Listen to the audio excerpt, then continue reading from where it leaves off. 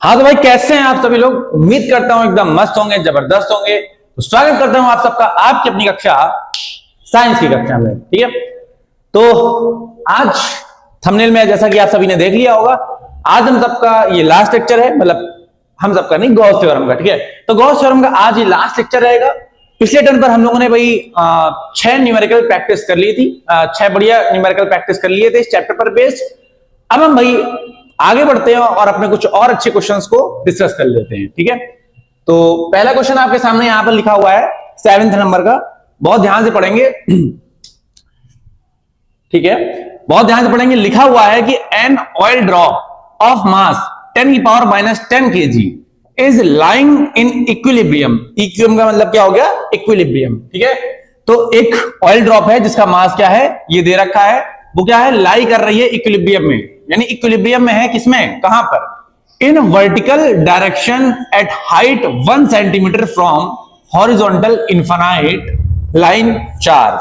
ठीक है, कहने का क्या मतलब है? कहने का ये मतलब है कि यहां पर हमारे पास क्या है?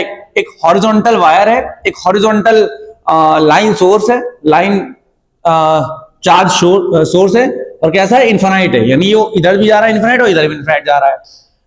अब है क्या कि इसके हाइट में यानी 1 सेंटीमीटर, इस वायर से 1 सेंटीमीटर ऊपर, यहां से हम 1 सेंटीमीटर ऊपर जाते हैं तो यहां पर क्या है? एक ऑयल की ड्रॉप है। क्या है? एक ऑयल की ड्रॉप है ना। तो यहां से लेकर यहां तक की जो डिस्टेंस है वो क्या है? 1 सेंटीमीटर है। अब सेंटीमीटर को मैं यहां पे मीटर में कन्वर्ट कर लेता हूं क्योंकि ऑफ कोर्स जरूरत पड़ने वाली है, तो ये हो जाएगा 10⁻⁻2 मीटर। ठीक है, तो यहां पर क्या है? एक ऑयल ड्रॉप है और वो क्या है? इक्विलिब्रियम में है। अब सही बात है, इक्विलिब्रियम में वो होगी भी। क्यों? क्योंकि आप जानते हो कि भाई यहां पे जो लाइन सोर्स है उसके पास क्या होगा? चार्ज होगा। ठीक है, अब भैया आपने यहां पे प्लस का ही चार्ज क्यों बनाया? माइनस का भी तो आप बना सकते थे। तो आप चेक करो अगले ही लाइन में, यानी अगले ही वर्ड में क्या लिखा हुआ है कि उसके पास जो लीनियर चार्ज डेंसिटी है वो क्या है? 2 माइक्रोकूलम पर मीटर है, यानी 1 मीटर में उसके पास 2 माइक्रोकूलम का चार्ज है। ठीक है, और ये प्लस में वैल्यू दे रखी है। दैट मींस क्या है यहां पे कि चार्ज कैसा होगा? प्लस का होगा। ठीक है, हमसे कह रहे हैं कैलकुलेट चार्ज ऑन ड्रॉप। तो ड्रॉप पे कितना चार्ज होगा वो हमें पता करना है। तो मान लेते हैं यहां पर ड्रॉप के पास चार्ज होगा Q और इसका मास हमें ऑलरेडी दे रखा है। ठीक है, तो बहुत ध्यान सुनना।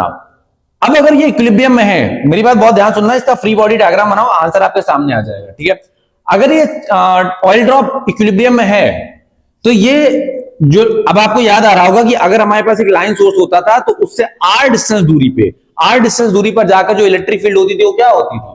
ठीक है, तो पहली बात तो ये इलेक्ट्रिक फील्ड किधर, इस पॉइंट पे इलेक्ट्रिक फील्ड किधर लगाएगा? ऊपर की तरफ, क्योंकि प्लस का है तो इलेक्ट्रिक फील्ड जाएगी ऊपर की तरफ E। और इस E की वैल्यू क्या होती थी? आपको याद आ रहा होगा, तो वैल्यू होती थी lambda upon 2 pi r epsilon not. Actual में तो वैल्यू ये होती थी जो निकल के आती थी, लेकिन मैंने आपसे कहा था कि आप ऊपर नीचे 2 का मल्टीप्लाई करा लो। तो आपको फॉर्मूला कौन सा ध्यान रखना होता है? आपको फॉर्मूला ध्यान रखना होता है 2k lambda upon r। I hope आपको याद आ रहा होगा, मैंने आपसे कहा था कि आप ऊपर नीचे 2 का मल्टीप्लाई करा लेना। तो यहां पर आपको क्या है कि 1/4 पाई एप्सिलॉन नॉट, ये k बन जाएगा और ऊपर 2, और लैम्डा की वैल्यू आपको क्वेश्चन में दे दी जाएगी और k की वैल्यू आपको ऑलरेडी पता होती है। ठीक है, क्वेश्चन सिंपल बन जाता है इससे। ठीक है, तो इलेक्ट्रिक फील्ड ऊपर की तरफ क्या लगेगी? इतनी लगेगी। ठीक है, आप ये फॉर्मूला याद रखो। अब अगर इसका वेट है तो इसका फिर वेट मतलब मास है तो इसका वेट नीचे लग रहा होगा, डाउनवर्ड। कितना लग रहा होगा? mg। वेट तो mg होता है ना। तो बस आपको करना क्या है, अब अगर ये इक्विलिब्रियम में है तो आपको करना क्या है? According to situation. सही बात है ना, सिचुएशन के अकॉर्डिंग यहां पर क्या होगा, या फिर आप लिख सकते हो ड्यू टू इक्विलिब्रियम कंडीशन या फॉर इक्विलिब्रियम कंडीशन। पसीना यहां टपक रहा है, चलो कोई दिक्कत नहीं, यहां पर ध्यान सुना। तो अगर आप इक्विलिब्रियम कंडीशन पर ये है तो अब आप यहां पर क्या करोगे? आप इलेक्ट्रिक फील्ड को क्या करोगे? वेट यानी mg के बराबर दिखा दोगे। ठीक है, चलो मैं यहां पे w लिख देता हूं, एग्जाम में आप ऐसे ही करना। इलेक्ट्रिक फील्ड की वैल्यू यहां पर देखो क्या है? पसीना ही टपका जा रहा है। ठीक है, तो बहुत ध्यान सुनना, इलेक्ट्रिक फील्ड की वैल्यू यहां पे हो जाएगी 2k लैम्डा अपॉन r बराबर w हो जाएगा यहां पे mg। ठीक है, अब बहुत ध्यान सुनना, पता नहीं हाथ में क्या हो गया है, बड़ी प्रॉब्लम सी हो रही है। ठीक है, अच्छा हाँ सॉरी, एक चीज मैंने गलती कर दी, सॉरी माफ करना, थोड़ी गलती कर दी। इलेक्ट्रिक फील्ड को हम लोग यहां पे वेट के बराबर क्यों दिखाएंगे? अरे हम तो यहाँ पे फोर्स को दिखाएंगे ना। अरे बहुत ध्यान सुनो, हम तो यहाँ पे ऊपर की डायरेक्शन में उसमें क्या लगेगा, एक फोर्स लगेगा, है ना। मैंने यहाँ पे इलेक्ट्रिक फील्ड की डायरेक्शन दिखा दी तो मैंने दोनों को बराबर कर दिया, सॉरी गलती हो गई। यहां पर ऊपर की डायरेक्शन में फोर्स लगेगा और जो ऊपर वाला फोर्स होगा वो नीचे वाले फोर्स के बराबर होगा। अब ऊपर जो फोर्स लगेगा वो क्या होगा, ऑयल ड्रॉप के पास चार्ज क्या मान रखा है, Q, और इलेक्ट्रिक फील्ड क्या है, E, तो चार्ज क्या लगेगा, Q इंटू E। अरे याद आ रहा है, अगर आप किसी पॉइंट चार्ज को जिसके पास चार्ज Q है उसको इलेक्ट्रिक फील्ड E में रख देते हो तो उसके पास जो लगने वाला टोटल फोर्स होता है वो किसके बराबर होता है, Q इंटू E के बराबर होता है। इलेक्ट्रिक फील्ड इंटेंसिटी के फॉर्मूले से पढ़ रखा था ना फर्स्ट चैप्टर में।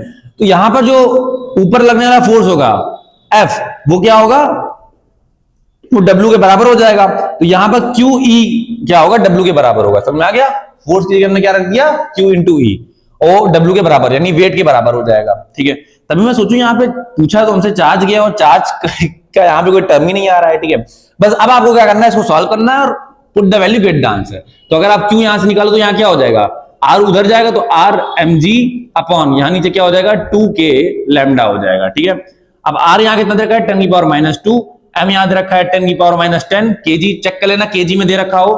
ठीक है, G की वैल्यू यहाँ पे कुछ नहीं बोली गई है तो हम लोग यहाँ पे क्या लेंगे, 9.8।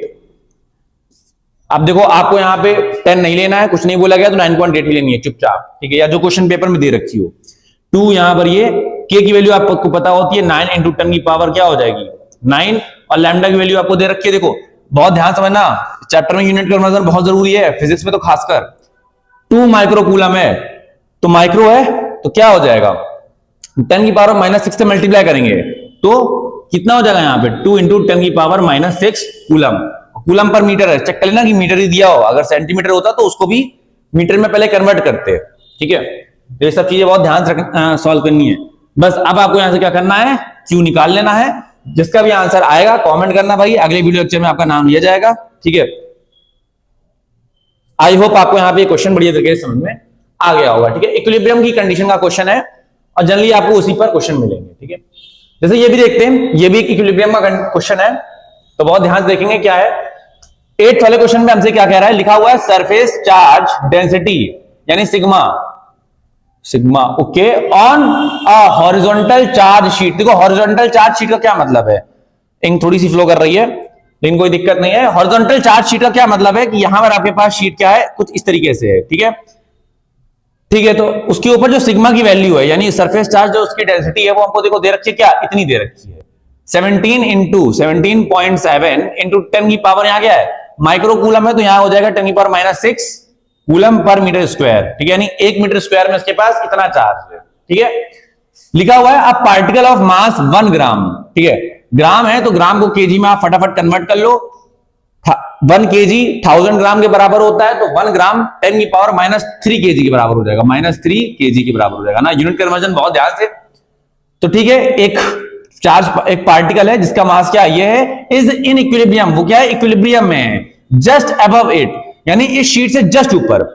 शीट ऐसी है, शीट ऐसी है, ऐसे समझ लो है ना, शीट ऐसी है और इस शीट के जस्ट ऊपर यानी जस्ट थोड़ा सा ऊपर क्या है, एक चार्ज पार्टिकल रखा हुआ है ना, पार्टिकल बोल रखा है और फिर हमसे बोला गया है कि उस पार्टिकल पर चार्ज की क्या वैल्यू होगी। सही बात है ना। अब इक्विलिब्रियम में तो सीधी सी बात है, ऊपर की डायरेक्शन में कोई फोर्स लग रहा होगा, अब फोर्स ऊपर की डायरेक्शन में लग रहा होगा तो कैसे लग रहा होगा, उसके पास कोई चार्ज होगा तभी तो उसमें फोर्स लग रहा होगा ना, क्योंकि शीट के पास भी चार्ज है। ठीक है, अच्छा शीट के पास चार्ज कौन सा होगा ये बता सकते हो, सिग्मा की वैल्यू प्लस में दे रखी है तो यहां पर जो चार्ज होगा वो प्लस में होगा। ठीक है, तो आई होप आपको कोई दिक्कत नहीं होगी यहां पर। ठीक है, आपको समझ में आ गया होगा। ठीक है, अब इसके ऊपर क्या है, यहां पर हमारे पास एक पॉइंट साइज रखा हुआ है ना, एक चार्ज यानी एक पार्टिकल रखा हुआ है। ठीक है, तो देखो देखने में तो लग रहा है ये डिस्टेंस है लेकिन आप मान लो कि डिस्टेंस नहीं है। वैसे भी आप जानते हो कि जो चार्ज शीट की वजह से इलेक्ट्रिक फील्ड होती है, इनफाइनाइट चार्ज शीट की वजह से इलेक्ट्रिक फील्ड होती है, वो डिस्टेंस पर डिपेंड नहीं करती। अरे याद आ रहा है फॉर्मूला क्या होता था, यहां पर ऊपर की तरफ क्या लगेगा, फोर्स लगेगा, और अगर इसका मास है तो नीचे की तरफ क्या लगेगा, इसका वेट लगेगा खुद का। और अब अगर यहां पे इक्विलिब्रियम है तो यहां पर हम क्या लिखेंगे, फॉर इक्विलिब्रियम। इक्विलिब्रियम के यहां पे हम क्या लिखेंगे, जो ऊपर वाला फोर्स होगा वो नीचे वाले वेट के क्या हो जाएगा, बराबर हो जाएगा। तो फोर्स ऊपर देखो क्या है, ऊपर जो लगने वाला फोर्स है वो क्या होगा, Q इंटू E के बराबर होगा, और वेट यहां क्या हो जाएगा mg के बराबर, ठीक है। अब q यहां पर क्या हो जाएगा, हम मान लेते हैं कि इस पार्टिकल के ऊपर जो चार्ज था वो q था, है ना, ऐसे मान लेते हैं। स्टार्टिंग में पहले आप लिख देना कि let the charge on the particle be q, ठीक है, ऐसे हम मान लेंगे ना। और इलेक्ट्रिक फील्ड, अब बताओ इस शीट की वजह से ऊपर इलेक्ट्रिक फील्ड कितनी लगेगी, आई होप आप सबने पढ़ रखा होगा, क्या होता है सिग्मा अपॉन 2 एप्सिलॉन नॉट, ठीक है। आई होप आपको यहां पे कोई दिक्कत नहीं होगी। Sigma upon 2 epsilon naught is the electric field that is exerted on the particle due to this sheet, ठीक है, इज इक्वल टू यहां क्या हो जाएगा m इंटू जी हो जाएगा, ठीक है। अब बहुत ध्यान से देखेंगे, सिग्मा की वैल्यू आपको क्वेश्चन में दे रखी है, आपको एप्सिलॉन नॉट की वैल्यू दे रखी है, आपको देखो स्मॉल जी की वैल्यू भी दे रखी है, आपको मास ऑलरेडी पता है, put the value get the answer. मैं आपके लिए थोड़ा सा सॉल्व कर देता हूं, ठीक है। तो Q आपको चार्ज निकालना है, बाकी सबको उधर भेज दो, तो यहां क्या हो जाएगा m इंटू जी इंटू यहां हो जाएगा 2 एप्सिलॉन नॉट अपॉन हो जाएगा सिग्मा, ठीक है। m की वैल्यू क्या हो जाएगी 10 की पावर -3, चेक कर लो 1 ग्राम का था ये 10, और यहां 2 एप्सिलॉन नॉट की वैल्यू क्या हो जाएगी 8.85 इंटू 10 की पावर -12 अपॉन सिग्मा की वैल्यू देखो क्या है, सिग्मा की वैल्यू आपको देखो माइक्रो कूलम में है ना, देखो यहां पे तभी हमने कूलम में, जब आप क्वेश्चन पढ़ो तो आप हाईलाइट मारकर ऊपर ही वैल्यू लिख दो, समझा क्या, स्टैंडर्ड वैल्यू तुरंत ही लिख दो, यूनिट कन्वर्जन दिमाग में ही होना चाहिए, तभी क्वेश्चन जल्दी बनते हैं। बाद में तो फिर बस आपको बोर्ड में लिखना होता है। बाकी अगर आप जेईई नीट की प्रिपरेशन कर रहे हो तो ऐसी कंडीशन में आपको जो रफ शीट मिलेगी, प्रोवाइडिंग मिलेगी A4 साइज का पेपर, उसमें भी आपको यही काम करना है, ठीक है, तुरंत यूनिट कन्वर्जन करो। सिग्मा यहां पे कितना हो जाएगा 7.7 इंटू 10 की पावर यहां कितना हो जाएगा -6, ठीक है। अब आप इस वैल्यू को सॉल्व करना और आंसर कमेंट करना, और आंसर किसमें आएगा कूलम्स में आएगा, क्लियर वही बात। तो उम्मीद करता हूं आपको ये न्यूमेरिकल समझ में आ गए होंगे। अब आप इनको बढ़िया तरीके से नोट करो और हम बढ़ते हैं आगे। हाँ तो भाई अभी तक हम लोगों ने 2 क्वेश्चंस को देख लिया है, ठीक है, तो अब हम आगे बढ़ते हैं और आगे कुछ क्वेश्चंस को डिस्कस करते हैं। तो बहुत ध्यान से देखिएगा, अगला क्वेश्चन आपके पास है 9th नंबर का क्वेश्चन आपसे कहना चाहता है कि इन फिगर 2.24, ठीक है, अच्छा बुक से नंबर भी कॉपी कर लिया मैंने, ठीक है, बहुत अच्छी बात है, क्या बात है वाह अनुज वाह। We have 2 plane sheets of charge A and B, ठीक है। तो यहां पे आपको डायग्राम में साफ साफ दिख रहा है कि आपके पास एक शीट है और दूसरी शीट है, ठीक है, प्लेन शीट्स, और ये A है और ये B है, ठीक है। कह रहा है कि surface charge density on them is sigma A equal to this microcoulomb पर मीटर स्क्वायर, यानी ये जो आपके पास A वाली प्लेट है, और देखो यहां पर प्लस लिखा भी है ना, हिडन प्लस है, तो इसकी जो आपके पास सिग्मा की वैल्यू दे रखी है वो क्या दे रखी है 6.8 इंटू 10 की पावर -6 कूलम पर मीटर स्क्वायर है ना, माइक्रो था तो मैंने 10 की पावर 6 से मल्टीप्लाई कर दिया, ठीक है। तुरंत काम करो ये वाला। सिग्मा की B की वैल्यू आपको दे रखी है, तो यहां पे भी माइक्रो है, तो यहां पर भी मैं क्या करता हूं सिग्मा B बराबर यहां क्या हो जाएगा -4.3 इंटू 10 की पावर -6, ठीक है, कूलम पर मीटर स्क्वायर। हमसे कह रहा है calculate intensity of electric field, ठीक है। तो हमको इलेक्ट्रिक फील्ड इंटेंसिटी की क्या निकालनी है, वैल्यू निकालनी है, सीधी सी भाषा में बोले तो मैग्नीट्यूड निकालना है। कहां पर निकालना है, बिटवीन द शीट्स, ठीक है, शीट्स के बिल्कुल बीच में, ठीक है। अब देखो आई होप आपको यहां पे वाला केस याद होगा, मैंने इसके बहुत डिफरेंट केस भी कराए थे। अगर आपने वाला वीडियो लेक्चर नहीं देखा है जाइए, और इसी चैनल पे उसकी प्लेलिस्ट पड़ी हुई है, आई थिंक वीडियो लेक्चर मतलब टाइटल बॉक्स बिल्कुल क्लियर है ना, तो आप उससे देख सकते हो, ठीक है। तो यहां पे बहुत ध्यान से देखिएगा, सबसे पहले ऐसे केस में आपको करना क्या होता है, आपको उस पॉइंट पे, आप इस पॉइंट को कुछ मान लो P मान लो, ठीक है। तो अब आप इस पॉइंट पर इलेक्ट्रिक फील्ड की डायरेक्शन बनाओ, तो इस प्लस वाली शीट की वजह से इलेक्ट्रिक फील्ड की डायरेक्शन होगी इस तरफ अवे, और ये माइनस वाली शीट क्या करेगी, ये इलेक्ट्रिक फील्ड अपने अंदर एब्जॉर्ब करने की कोशिश करेगी, तो ये ऐसे जाएगी। तो इस की वजह से मैं इलेक्ट्रिक फील्ड मान लेता हूं ये, और इस बी वाले की वजह से मैं इलेक्ट्रिक फील्ड मान लेता हूं ई बी, ठीक है। तो दोनों सेम डायरेक्शन में इलेक्ट्रिक फील्ड जा रही हैं, तो अगर दोनों सेम डायरेक्शन में इलेक्ट्रिक फील्ड जा रही है तो देखो सोल्यूशन में क्या लिख रहा हूं, है ना, फर्स्ट का सोल्यूशन है। तो अगर मैं पॉइंट पी की बात करूं, फॉर पॉइंट पी, तो पॉइंट पी की अगर मैं बात करूं तो यहां पर जो नेट इलेक्ट्रिक फील्ड होगी, ठीक है, वो क्या हो जाएगी, वो हो जाएगी ए प्लस ई बी, ठीक है। अब आप ये की वैल्यू चेक कर सकते हो, तो ये की वैल्यू क्या हो जाएगी, एक प्लेन शीट, एक प्लेन इनफिनाइट चार्ज शीट की वजह से आर डिस्टेंस दूर, आर डिस्टेंस पर इलेक्ट्रिक फील्ड का फॉर्मूला क्या होता है, तो वो आपके पास फॉर्मूला होता है सिग्मा।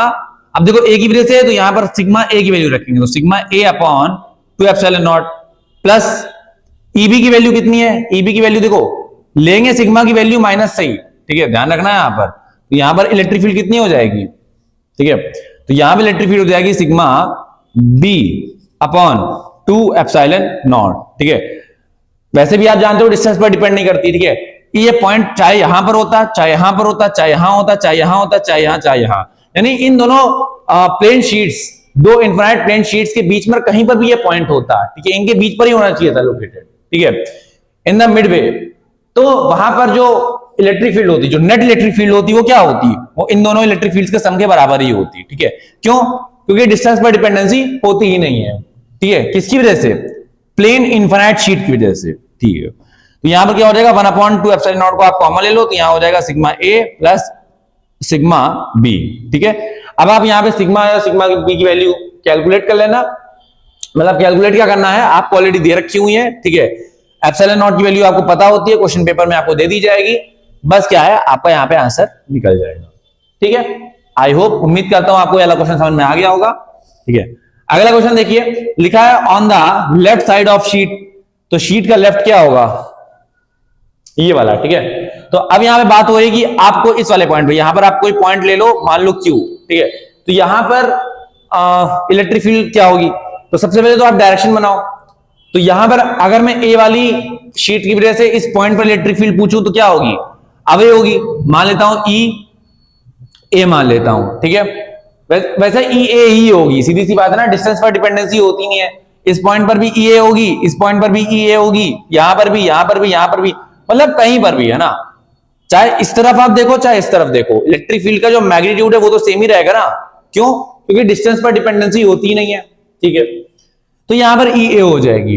अब आप सेम बी वाली की वजह से देखो, तो बी वाला क्या करेगा, इस पॉइंट पर इलेक्ट्रिक फील्ड को इनवर्ट्स यानी अपनी तरफ लाने की कोशिश करेगा, मैग्नीट्यूड तो सेम रहेगा, बस डायरेक्शन चेंज हो जाएगा, है ना। तो यहां पर क्या हो जाएगा, ई बी, इलेक्ट्रिक फील्ड हो जाएगी ई बी, ठीक है। तो अगर आप पॉइंट, तो अब क्वेश्चन यहां पर क्या कहना चाह रहा है, अगर आप on the left hand side बात करोगे, ठीक है, तो यहां पर अगर मैं सेकंड का सॉल्यूशन आपको दूं, तो यहां पे जो नेट इलेक्ट्रिक फील्ड हो जाएगी वो क्या हो जाएगी, हो जाएगी 1/2 पाई एप्सिलॉन नॉट, ठीक है, 2 एप्सिलॉन नॉट, पाई कहां आ रहा है, ठीक है, यहां हो जाएगी सिग्मा ए माइनस सिग्मा बी, ठीक है। आई होप आपको यहां पे कहानी समझ में आ गई होगी, ठीक है। अच्छा हाँ, क्वेश्चन यहां पर ये कि अब आप मेरे को जरा बताओ कि इलेक्ट्रिक फील्ड किधर ज्यादा होगी, ठीक है, इधर इलेक्ट्रिक फील्ड ज्यादा होगी कि इधर इलेक्ट्रिक फील्ड ज्यादा होगी। तो भैया अगर हम कॉन्सेप्ट से देखें, अगर हम मैथमेटिक्स के सिंपल कॉन्सेप्ट से देखें, तो इलेक्ट्रिक फील्ड तो ज्यादा इधर होनी चाहिए, क्यों, क्योंकि दोनों एक ही डायरेक्शन में आ रही है इलेक्ट्रिक फील्ड, सही बात है ना। और बिल्कुल सही बात है कि इधर पॉइंट पी पर, अगर मैं आपसे सीधी सी बात बोलूं कि पॉइंट पी पर इलेक्ट्रिक फील्ड और पॉइंट क्यू पर जो इलेक्ट्रिक फील्ड है, ठीक है, पॉइंट क्यू पर जो इलेक्ट्रिक फील्ड है वो इलेक्ट्रिक फील्ड कहां होगी, ऐसे क्या गलत लिखता रहता हूं मैं, ठीक है, यहां पर हो जाएगा ईपी और इक्यू। तो यहां पर जो पॉइंट पी पर इलेक्ट्रिक फील्ड है वो ज्यादा आएगी क्यू से। क्यों ज्यादा आएगी, क्योंकि दोनों एक ही तरफ, दोनों वेक्टर्स जो है वो एक ही तरफ डायरेक्टेड है, सही बात है। अब सुनना, तो भैया यहां पर हमको सिग्मा बी की वैल्यू माइनस में दे रखी है, तो भाई मैंने तुमको पहले ही बताया था कि जो माइनस है वो बताने के लिए दे रखा है कि चार्ज माइनस का है, ठीक है, बहुत ध्यान सुनना। यहां पर आपको अगर सिग्मा बी की वैल्यू माइनस में दे रखी है, इसका ये मतलब नहीं है कि आप यहां पे सिग्मा बी की वैल्यू माइनस में पुट करोगे, समझ में आ रहा है। Just a minute, 1 minute please.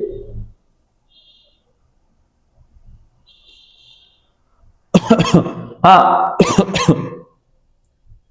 1 minute, थोड़ा कंफ्यूजन हो रहा है। हाँ, तो मैं ये चीज बता रहा था कि यहां पर मैंने आपको पहले ही बता दिया था क्वेश्चन कॉन्सेप्ट में समझाते हुए कि यहां पे आपको सिग्मा बी की वैल्यू माइनस दे रखी है, इसका ये मतलब नहीं है कि आप सिग्मा बी की वैल्यू माइनस में पुट करोगे। माइनस आपको बस ये बता रहा है कि जो शीट है उसमें कौन सा चार्ज डिस्ट्रीब्यूट किया गया है, वरना आप पहचानोगे कैसे कि यहां पे माइनस है। अब चलो यहां तो डायग्राम बना के दे दिया गया, मान लो आपसे वो कह देगा कि there is a plane infinite sheet having surface charge density, और उसने कुछ वैल्यू दे दी, तो आप कैसे जानोगे कि वहां पे, और मान लो उसने दे दिया कि एक पॉजिटिव चार्ज है, वो है ना, हमने छोड़ दिया तब तक वो ऊपर जाएगा कि नीचे जाएगा। आप कब तक आप तब तक ये नहीं बता सकते कि चार्ज की डायरेक्शन ऊपर जाएगी या नीचे जाएगी, जब तक आपको नीचे वाली शीट का डायरेक्शन ना, वो चार्ज का डिस्ट्रीब्यूशन का नेचर ना पता हो, ठीक है। अगर प्लस का होगा तो ऊपर जाएगी रिपलिंग में, और अगर माइनस का होगा तो अट्रैक्ट कर जाएगा। आई होप आपको समझ में आ गया होगा मैं क्या बोल रहा हूं, ठीक है। मतलब सीधी सी भाषा में यहाँ पे आपको सिग्मा ए और सिग्मा बी दोनों की वैल्यू क्या है, प्लस में ही रखनी है, ठीक है, प्लस में ही रखनी है। ये जो बस माइनस साइन होता है ये आपको बस क्या है बताने में मदद करता है कि शीट के ऊपर चार्ज का नेचर क्या है। समझ में आ गया? आप चार्ज का नेचर एक बार बता दो, उससे आप इलेक्ट्रिक फील्ड की क्या है डायरेक्शन को बता सकते हो, इलेक्ट्रिक फील्ड की डायरेक्शन बता सकते हो, तो फिर आप बता सकते हो, मतलब आप बाकी इंफॉर्मेशन भी बता सकते हो, ठीक है। तो बस ये इसलिए होता है, ठीक है। बाकी वैल्यू आपको प्लस में ही रखनी है। जैसे यहां पे सिग्मा ए माइनस सिग्मा बी है, तो कुछ लोग कहेंगे भैया यहां पे सिग्मा बी तो हमको ऑलरेडी माइनस में दे रखा है, तो माइनस माइनस प्लस हो जाएगा, तो ये प्लस हो जाएगा। ओवरऑल जो ये वाली वैल्यू है वो तो ज्यादा आएगी ना इस वाली वैल्यू से, क्योंकि यहां तो माइनस होगा। अरे ये वैल्यू अगर माइनस की रखते हो तो ये आंसर छोटा आएगा, और यहां माइनस माइनस प्लस हो जाएगा तो ये वाला आंसर बड़ा आएगा। अगर ये वाला आंसर बड़ा आएगा तो जो सेकंड वाला क्वेश्चन है, यानी यहां पे जो लेफ्ट हैंड साइड वाला है ये वाला, यहां पर इलेक्ट्रिक फील्ड क्या आएगी, ज्यादा आएगी। और तुम खुद बताओ, खुद कॉन्सेप्चुअली बताओ कि क्या यहां पर इलेक्ट्रिक फील्ड ज्यादा आ सकती है? कैसे आ सकती है भाई? यहां पर तो दो वेक्टर क्या है, एक दूसरे के अपोजिट पॉइंटेड है ना, अपोजिट डायरेक्टेड है, तो यहां पर इलेक्ट्रिक फील्ड तो कम होनी चाहिए थियोरेटिकली, सही बात है ना। प्रैक्टिकली तो यहां पे इलेक्ट्रिक फील्ड कम होनी चाहिए और यहां ज्यादा होनी चाहिए।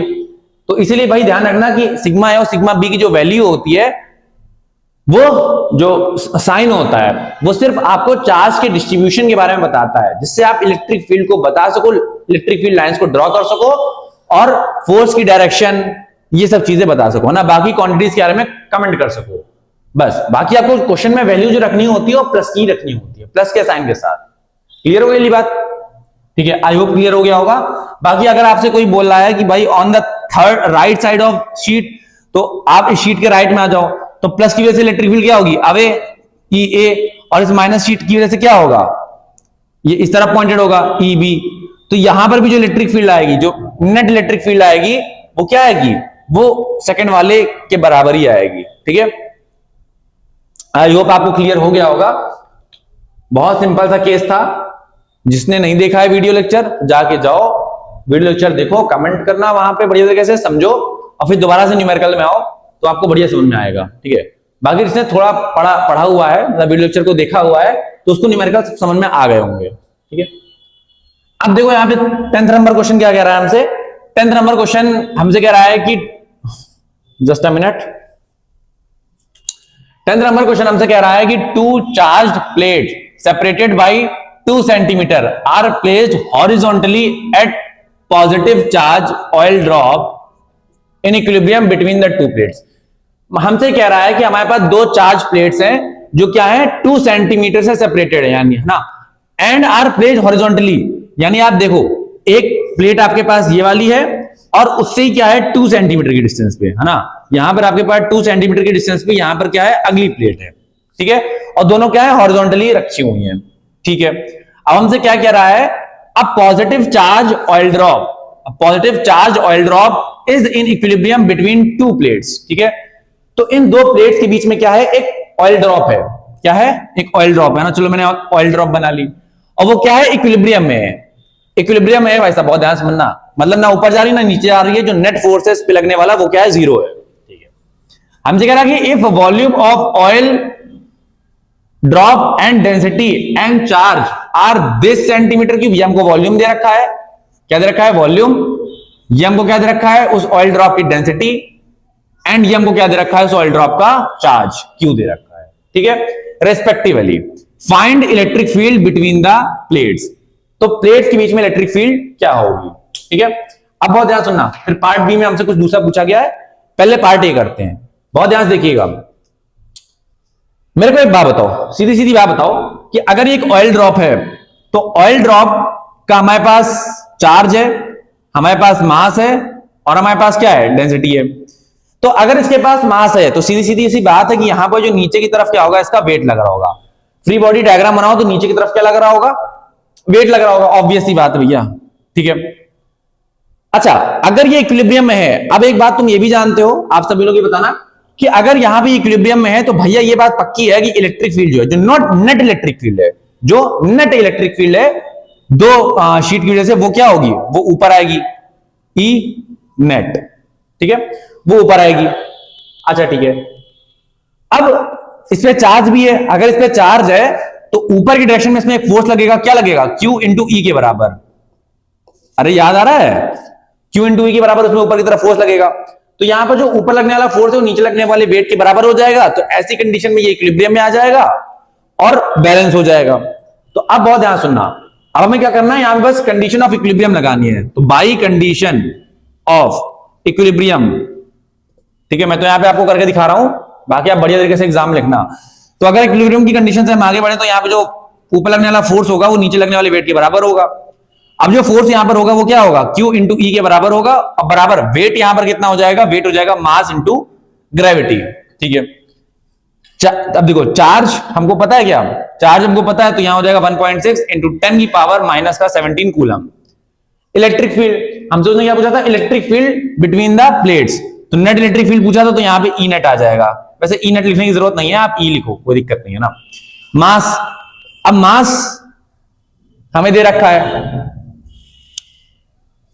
मास दे रखा है, मास नहीं दे रखा है, ठीक है।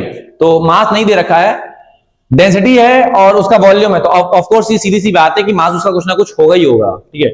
तो अब आप बहुत ध्यान सुनना, हमें देखो मास नहीं दे रखा है, तो मास को हम क्या लिख सकते हैं, अगर आपने अलग पढ़ रखा हो, क्लास 11 में फॉर्मूला था, डेंसिटी बराबर क्या होता है, मास बाई वॉल्यूम होता है, ठीक है। तो आप यहां से मास को क्या लिख सकते हो, आप यहां से मास लिख सकते हो डेंसिटी इंटू वॉल्यूम, ठीक है। तो यहां पे आप क्या लिख दो, डी इंटू वी इंटू जी, ठीक है। अब यहां पे आप इलेक्ट्रिक फील्ड निकालो तो क्या निकालोगे, देखो डेंसिटी आपको क्या दे रखी है, 1.2 ग्राम, ग्राम पर सेंटीमीटर क्यूब में है भाई साहब, बहुत ध्यान सुनना, वॉल्यूम भी उसमें, तो सुनना ग्राम पर सेंटीमीटर क्यूब में है, तो सबसे पहले इसको केजी,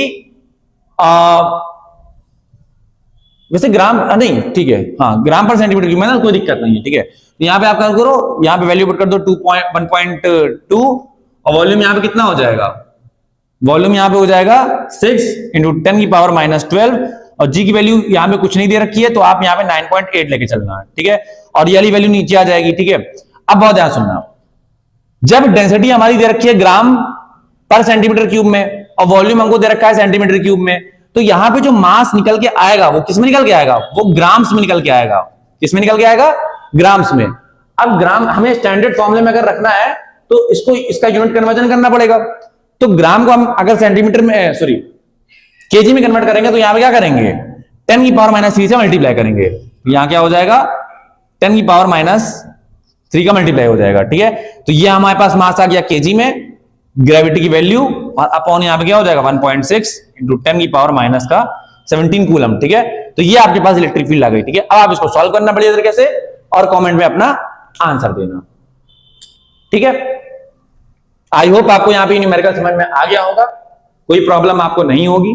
अगर कोई प्रॉब्लम होती है तो कमेंट सेक्शन में आप बता सकते हो, ठीक है। अगला क्वेश्चन देखते हैं क्या हमसे कह रहा है।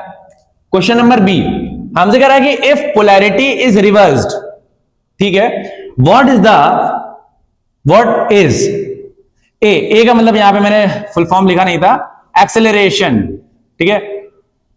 तो if polarity is reversed what is the acceleration of the following drop. अब देखो सीधी सी बात है कि ऊपर प्लस की शीट होगी, नीचे माइनस की, मतलब जरूरी नहीं है ऊपर माइनस भी हो सकता है, नीचे भी प्लस हो सकता है, ठीक है।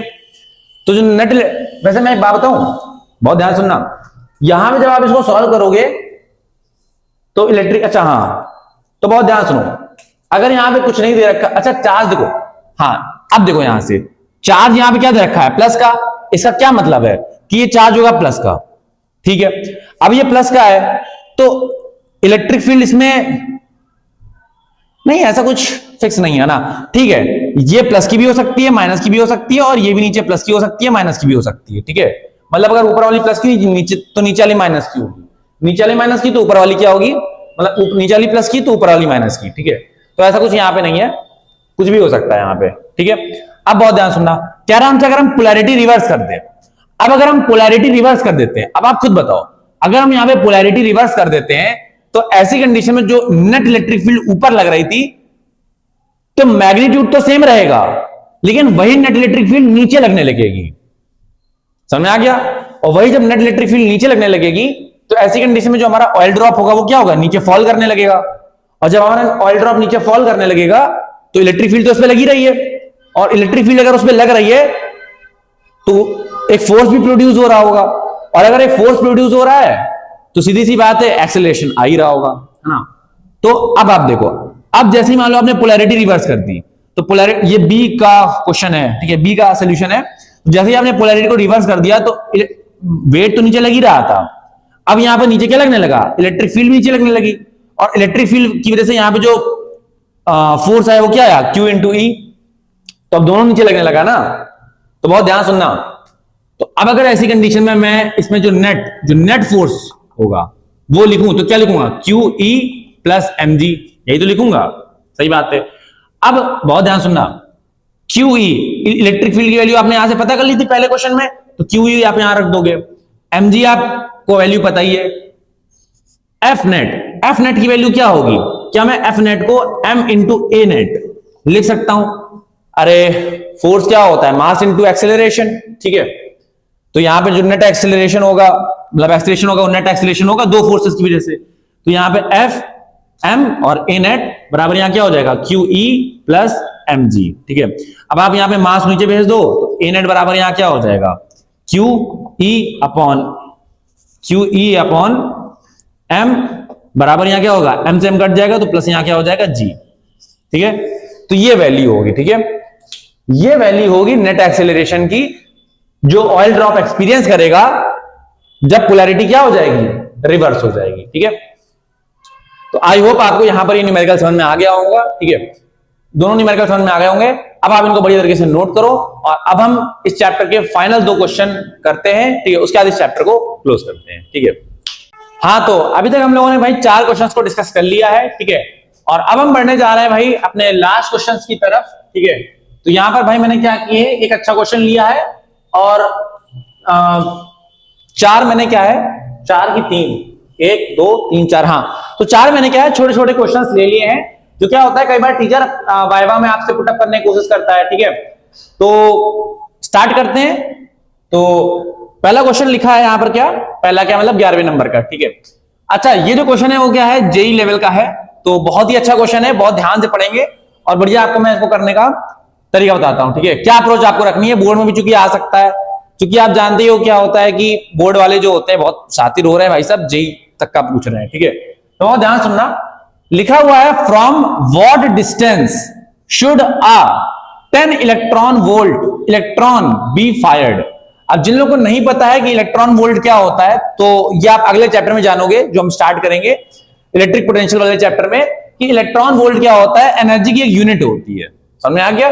तो एनर्जी की यूनिट होती है, तो क्या है कि भैया वो कह रहा है कि हम किस डिस्टेंस से हम एक इलेक्ट्रॉन को 10 इलेक्ट्रॉन वोल्ट की एनर्जी से फायर करें, फायर करने वाला होता है हिट करें, किसकी तरफ, toward a large metal plate, एक लार्ज मेटल की प्लेट की तरफ, having a surface charge density of this centimeter per metre square, sorry coulomb पर मीटर स्क्वायर, मैं सेंटीमीटर ही पढ़ने लगता हूं, ठीक है।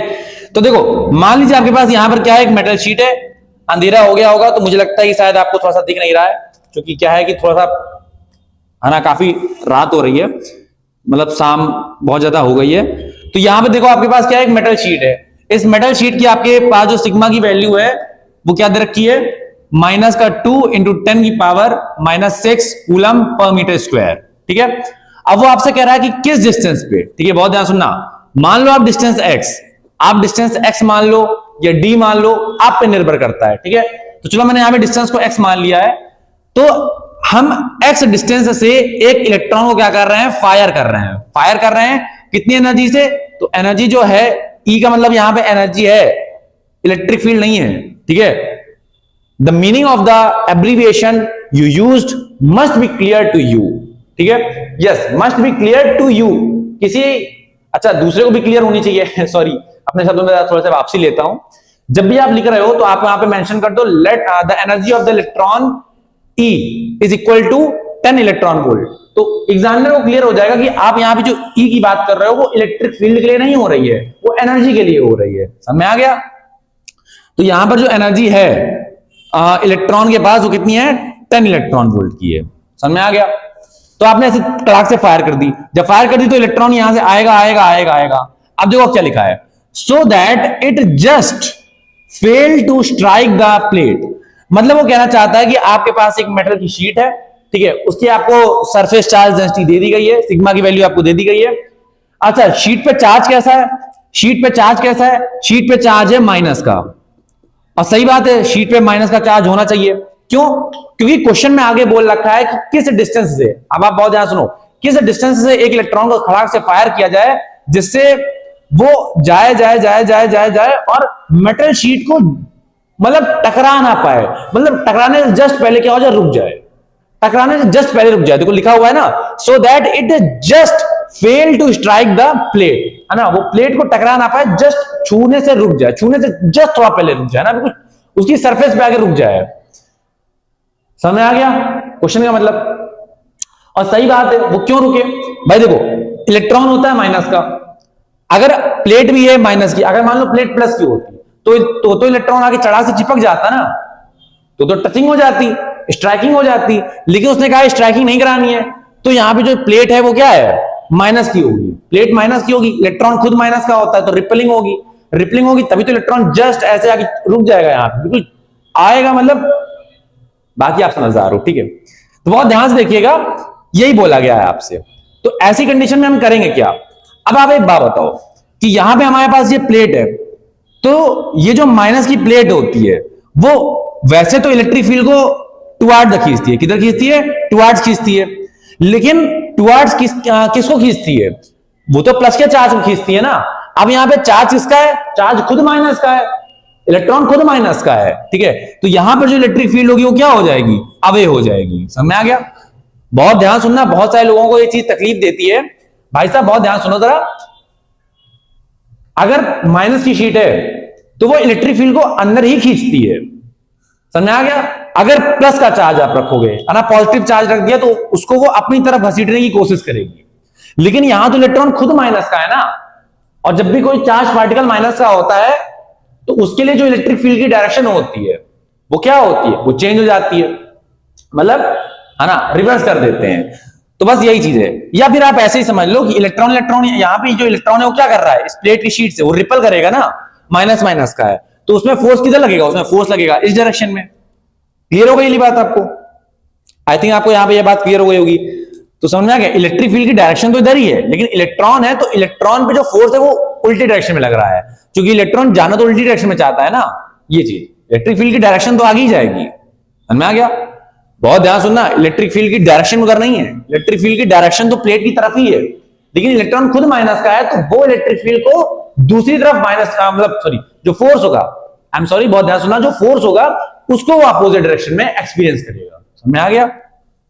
बहुत सारे टीचर बता देते हैं कि इलेक्ट्रिक फील्ड ही इस तरफ है। अभी शायद मैंने जो थोड़ी देर पहले बात करी थी उससे आपको शायद ये लगा भी हो कि भैया भी यही बताना चाह रहे हैं, तो ये नहीं बताना चाह रहे भैया, भैया ये बताना चाह रहे हैं कि इलेक्ट्रिक फील्ड तो प्लेट की तरफ ही है, लेकिन जो फोर्स एक्सपीरियंस हो रहा है इलेक्ट्रॉन पे वो अपोजिट डायरेक्शन में। अब जब फोर्स अपोजिट डायरेक्शन में है तो सीधी सी बात है ना, उसकी वेलोसिटी इस तरफ है, फोर्स उस डायरेक्शन में है, तो वो आगे आगे तो रुक ही जाएगा ना, रुक जाएगा। तो ऐसा रुकना है कि जस्ट मेटल शीट को टच कर ले ना, टच कर ले, वहीं चुपचाप रुक जाए, टकरा ना पाए उससे, ठीक है। अब देखो बहुत ध्यान सुनना, अब देखो यहां से लेकर यहां तक इसकी जो एनर्जी है, पहले इसको हमने एनर्जी कितनी दी थी, 100 इलेक्ट्रॉन वोल्ट की। अच्छा, इलेक्ट्रॉन वोल्ट से जूल में हमें किस तरीके से जाना है वो हमको बता दिया गया है, ठीक है। देखो एक इलेक्ट्रॉन की वैल्यू जो जूल में होती है वो हमको दे दी गई है, ठीक है। अच्छा ठीक है, अब बहुत ध्यान सुनना, तो अगर मैं बोलूं कि जो वर्क डन है, ठीक है। अच्छा देखो ध्यान से, आपने क्लास 11th में वर्क एनर्जी थ्योरम पढ़ रखी है क्या? उससे क्वेश्चन बहुत तेजी से सॉल्व हो जाएगा, ठीक है।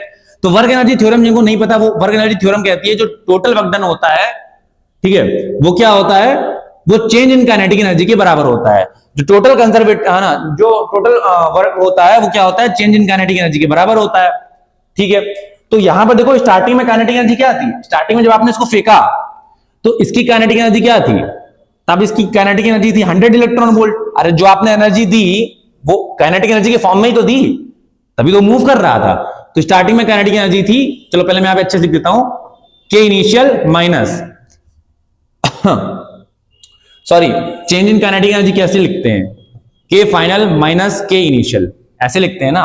तो देखो वर्क बराबर क्या हो जाएगा, अब देखो वो गया और आखिरी में जाकर रुक गया, जैसे ही आखिरी में जाकर रुक गया, मेटल की शीट को टकरा नहीं पाया, तो फाइनल काइनेटिक एनर्जी क्या हो गई? जीरो। तो यहां पे क्या हो गया? माइनस का के आई। के आई का क्या मतलब? Initial kinetic energy. जितना उसने इनिशियल काइनेटिक एनर्जी उसकी थी, उतने उसने क्या किया? वर्क डन किया। ठीक है, अब आपने वर्क डन का फॉर्मूला भी पढ़ रखा होगा। वर्क डन का फॉर्मूला क्या होता है? Force into displacement. ठीक है, तो वर्क डन को मैं क्या लिख देता हूं? फोर्स इंटू डिस्प्लेसमेंट बराबर यहां पे क्या हो गया? माइनस का के आई। ठीक है, अब देखो फोर्स अगर आपको निकालना है तो आप कैसे निकाल सकते हो?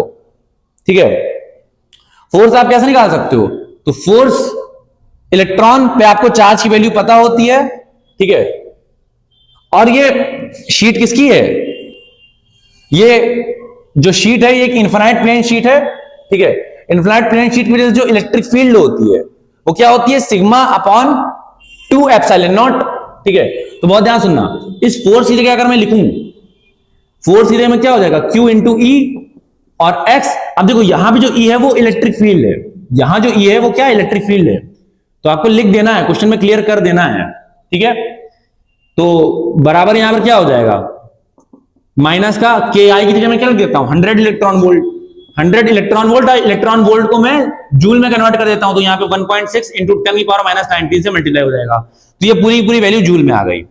अब यहां पे चार्ज आपको एक इलेक्ट्रॉन में पता होता है कितना होता है? 1.6 इंटू 10 की पावर माइनस 19 कूलम। ठीक है, इलेक्ट्रिक फील्ड की वैल्यू आपको पता है, यहां पे क्या हो जाएगा? Sigma upon 2 epsilon not.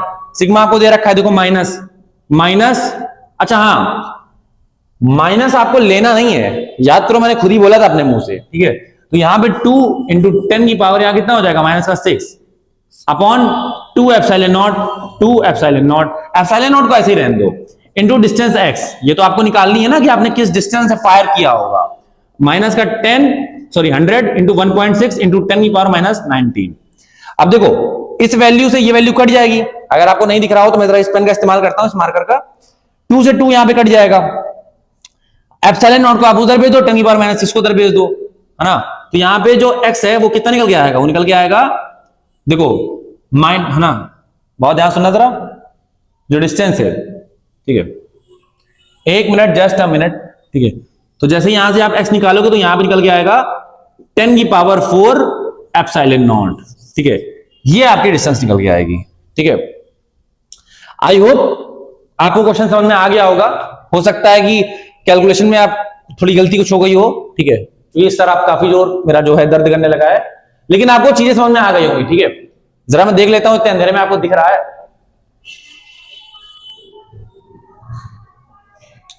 हाँ, तो आपको बिल्कुल बढ़िया तरीके से दिख रहा है, कोई दिक्कत नहीं है। ठीक है, थोड़ा सा हो सकता है लाइटिंग का प्रॉब्लम हो, लेकिन आपको मेरा चेहरा हो सकता है थोड़ा सा डार्क दिखे, लेकिन आपको कंटेंट पूरा दिख रहा होगा। ठीक है, आगे हम बढ़ते हैं।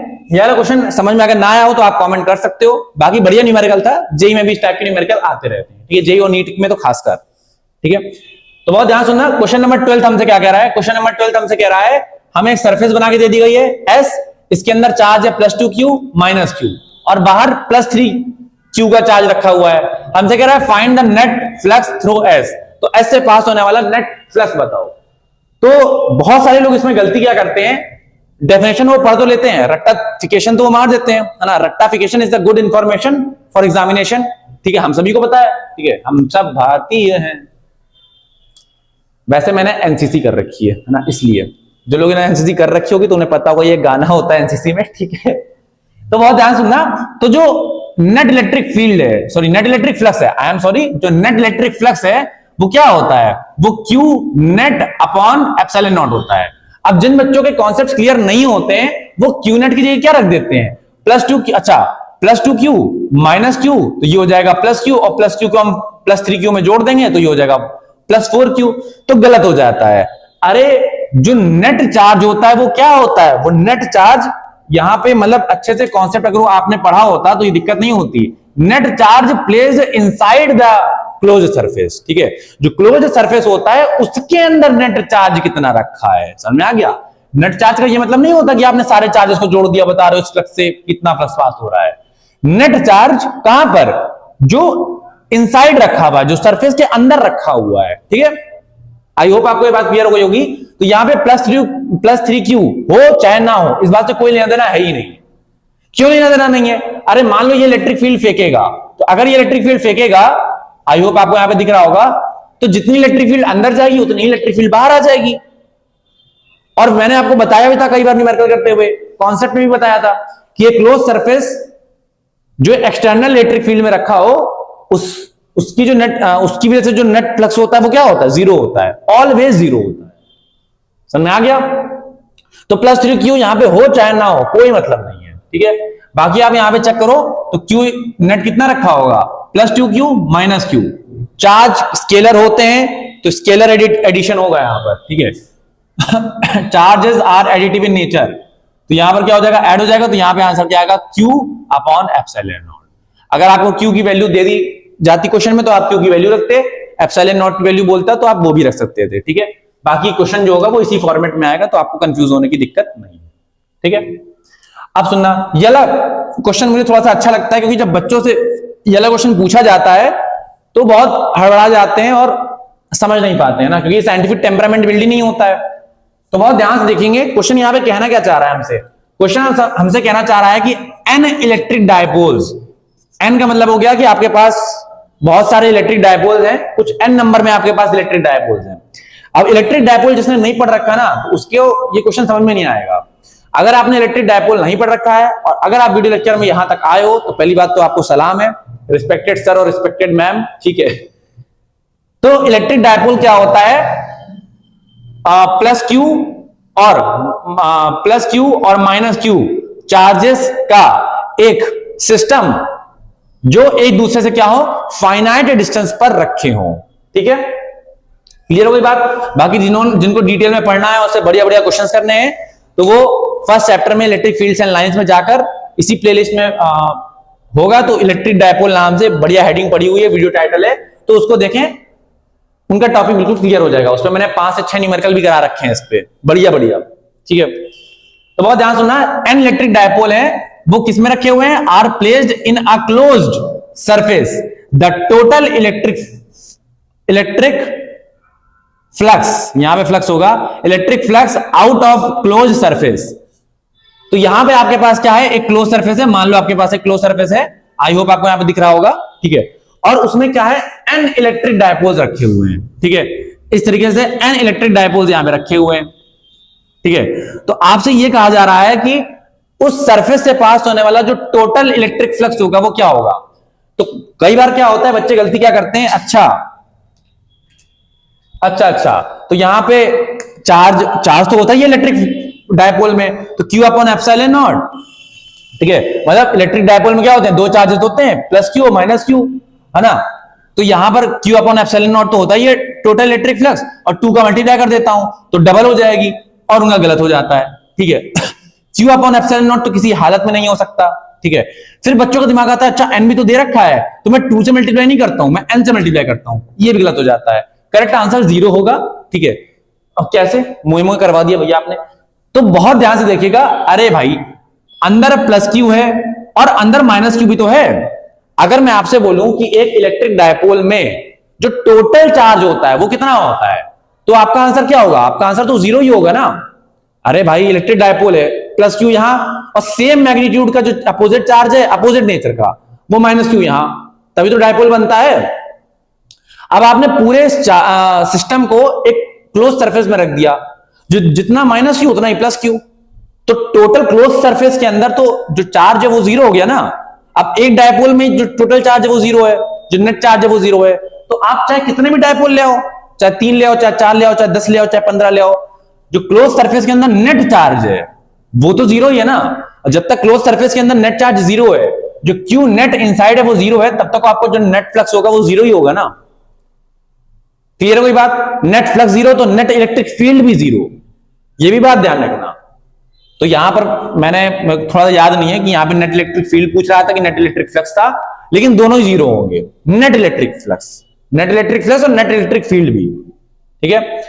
अब देखो अगला क्वेश्चन है 14th नंबर पे, ये भी बच्चे गलती करते हैं। वाइवा में टीचर क्या होता है पूछने की कोशिश करता है, लिखा हुआ है when a soap bubble is charged, तो क्या होगा। आपको ऑप्शन देखो क्या दे रखे हैं, आपको ऑप्शन दे रखे हैं, इट श्रिंक्स, वो पिचक जाएगा, इट एक्सपैंड्स, वो एक्सपैंड करेगा, डायमेंशन में कोई चेंज नहीं आएगा, डेटा इनकम्प्लीट।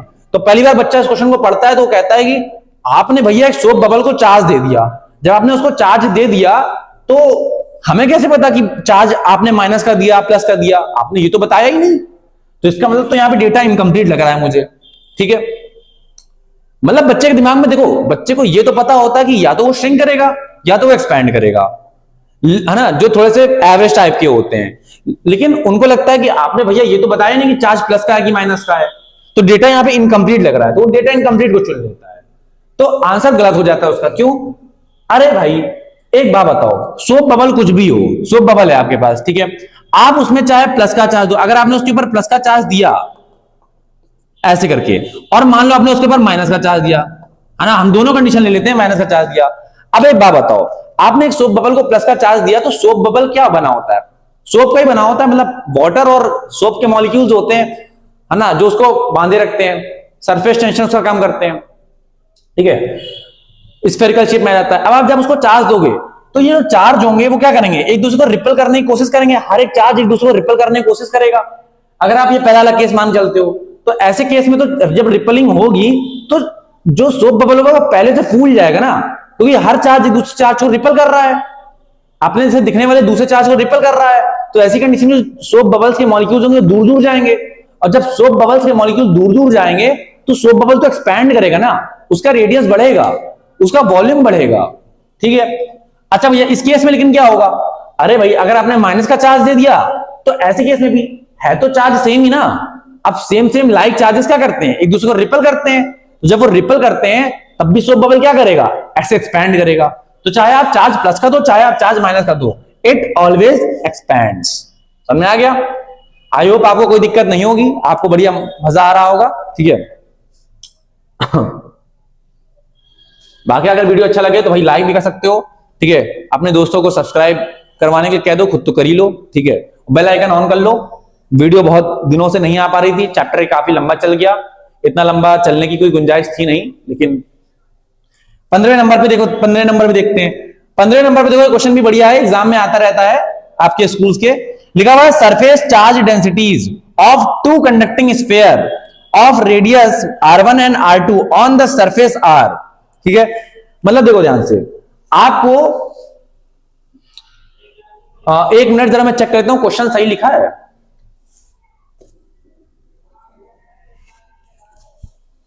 हाँ तो थोड़ी सी गलती हो गई मुझसे, यहां पर लिखा हुआ है रेडियस r1 ठीक है, ओके, यहां पे इरेज होगा, थोड़ा सा ध्यान से देखेंगे यहां पे।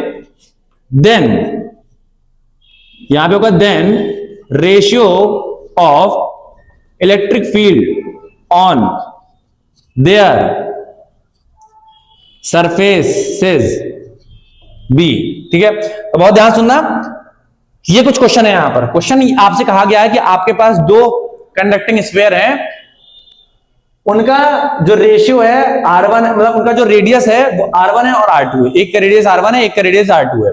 अब R1 और R2 में कौन बड़ा कौन छोटा हमको नहीं बोला गया, ठीक है, हमसे बोला गया है then ratio of electric field on their surface will be, ठीक है। तो उनके सरफेस पे अगर आप दोनों, इस बात से फर्क नहीं पड़ता कौन छोटा है कौन बड़ा है, भैया डेटा इनकम्प्लीट है, ठीक है। तो डेटा इनकम्प्लीट नहीं है मालिक, थोड़ा सा दिमाग लगाओ कि भाई दो कंडक्टिंग स्फीयर हैं, उनके सरफेस में उनका जो रेडियस है वो अलग अलग है, रेडियस उनका कुछ भी हो, सरफेस पे जो इलेक्ट्रिक फ्लक्स होता है, इलेक्ट्रिक फील्ड होता है, एक मिनट रुकना, मुझे लगता है शायद अभी भी क्वेश्चन में थोड़ी गलती है, जस्ट मिनट।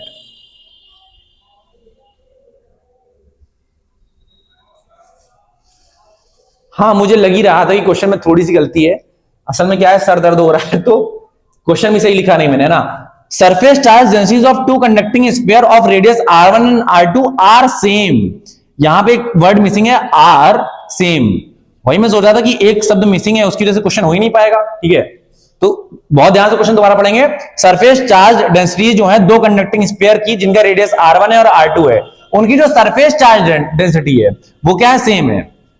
क्या मतलब है कि यहां पर भी 1 मीटर स्क्वायर में 1 कूलम का चार्ज है और यहां पर भी 1 मीटर स्क्वायर में 1 कूलम का चार्ज है, समझ में आ गया।